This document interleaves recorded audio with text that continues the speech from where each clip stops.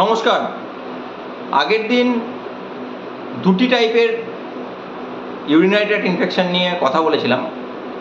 একটা হলো symptomatic urinary tract infection, আর একটা হলো অ্যাসিমটোম্যাটিক ইউরিনারি ট্র্যাক্ট ইনফেকশন।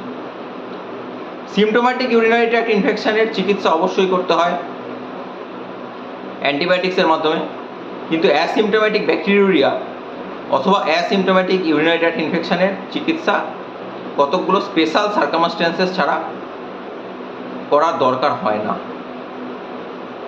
আজ আরও দুটো টাইপের ইউরিনারি ট্র্যাক্ট ইনফেকশনের কথা বলব। একটি হলো আপার ইউরিনারি ট্র্যাক্ট ইনফেকশন, আর আরেকটি হলো লোয়ার ইউরিনারি ট্র্যাক্ট ইনফেকশন। এখন আপার ইউরিনারি ট্র্যাক্ট বলতে কি বোঝায়? আমাদের কিডনি এবং কিডনি থেকে যে নালিটা বেরিয়ে আসে তাকে বলা হয় ইউরেটার। এই কিডনি ইউরেটার কমপ্লেক্সকে বলা হয় আপার ইউরিনারি ট্র্যাক্ট।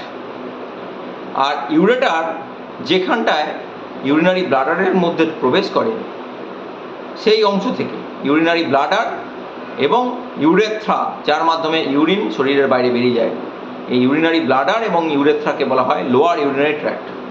একটা ছবি দেখাচ্ছি, এর মাধ্যমে ব্যাপারটা বোঝা যাবে। এখানে কিডনি এবং এটা ইউরেটার, এদেরকে বলা হয় আপার ইউরিনারি ট্র্যাক্ট। এটা ইউরিনারি ব্লাডার, তলায় ইউরেথ্রা, একে বলা হয় লোয়ার ইউরিনারি ট্র্যাক্ট। এখন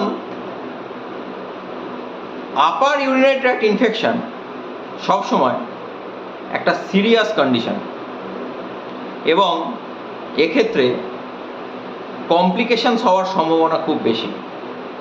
তাই আপার ইউরিনারি ট্র্যাক্ট ইনফেকশন অর্থাৎ ইউরিনারি ট্র্যাক্টের ওপরের অংশের অর্থাৎ কিডনি এবং ইউরেটারের ইনফেকশন হলে তা কিন্তু সিরিয়াস পর্যায়ে যেতে পারে, এবং এক্ষেত্রে ইন্ট্রাভেনাস অ্যান্টিবায়োটিক্স, আইভি ফ্লুইড এর মাধ্যমে চিকিৎসা করার দরকার হয়। আর লোয়ার ইউরিনারি ট্র্যাক্ট ইনফেকশনস অধিকাংশ ক্ষেত্রেই আনকমপ্লিকেটেড ইনফেকশন, অর্থাৎ রোগীর হসপিটালাইজেশনের দরকার হয় না এবং রোগীদেরকে আউটডোর বেসিসে চিকিৎসা করা যায়। তাই এই ডিফারেন্সটা জানা খুব গুরুত্বপূর্ণ যে কারুর আপার ইউরিনারি ট্র্যাক্ট ইনফেকশন হয়েছে নাকি লোয়ার ইউরিনারি ট্র্যাক্ট ইনফেকশন হয়েছে। কিভাবে বুঝবেন যে আপার ইউরিনারি ট্র্যাক্ট ইনফেকশন হয়েছে?